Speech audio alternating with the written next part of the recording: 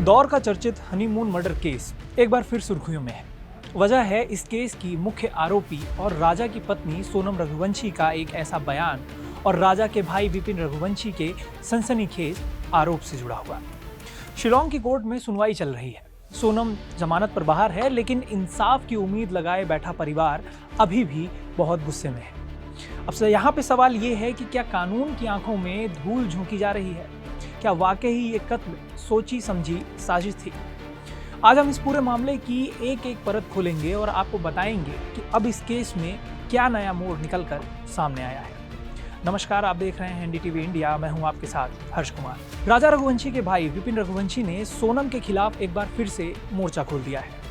विपिन का आरोप है कि सोनम लगातार झूठ बोल रही है। उन्होंने एक बड़ा दावा किया कि जमानत मिलने के बाद सोनम लापता हो गई थी। विपिन के मुताबिक सोनम ने कोर्ट की शर्तों का उल्लंघन किया और वो पेशी पर भी नहीं आ रही थी।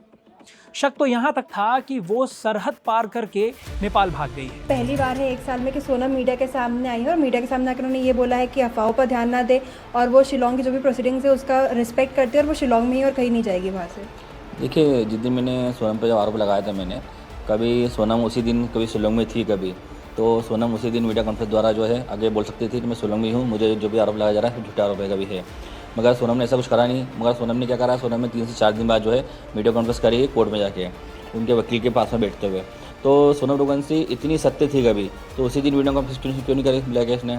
और उसने जो मीडिया कॉन्फ्रेंस जो हुई है वो भी सिंगल मीडिया बुला के उन्होंने जो उनके वकील साहब के थ्रू जो है वकील के थ्रू जो मीडिया आई है उन्हीं को उन्हें बयान दिया। विपिन रघुवंशी, राजा रघुवंशी के भाई विपिन का सवाल सीधा है। अगर सोनम शिलांग में ही थी तो जब उन पर आरोप लगे तब वो तुरंत सामने क्यों नहीं आई? 4 दिन का इंतजार क्यों किया गया? विपिन का कहना है कि सोनम का पूरा परिवार, उनके माता पिता और उसका भाई उसे बचाने में लगे हैं। आरोप ये भी है कि राजा की हत्या के बाद भी सोनम लगातार अपने रिश्तेदारों के साथ संपर्क में थी। यानी ये लड़ाई सिर्फ एक आरोपी के खिलाफ नहीं बल्कि उस पूरे सिस्टम के खिलाफ है जो सोनम को ढाल दे रहा है। वहीं दूसरी तरफ मुख्य आरोपी सोनम रघुवंशी ने एक स्थानीय मीडिया संस्थान को इंटरव्यू देकर अपनी चुप्पी तोड़ी।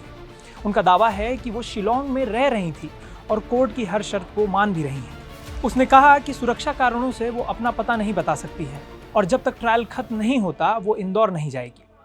लेकिन जब उससे केस की गहराइयों पर सवाल हुए तो उसने चुप्पी साध ली। अब जरा फ्लैशबैक में चलिए और समझिए कि आखिर उस रात मेघालय की वादियों में हुआ क्या था। 11 मई 2025 को शादी हुई। 21 मई को ये कपल मेघालय पहुंचा और 23 मई को दोनों लापता हो गए। पुलिस को 3 जून को शिलांग की एक गहरी खाई में राजा का शव मिलता है। जांच में पता चला कि ये कोई हादसा नहीं बल्कि बेरहमी से किया गया कत्ल था। पुलिस ने सोनम को यूपी के गाजीपुर में एक ढाबे से गिरफ्तार किया था।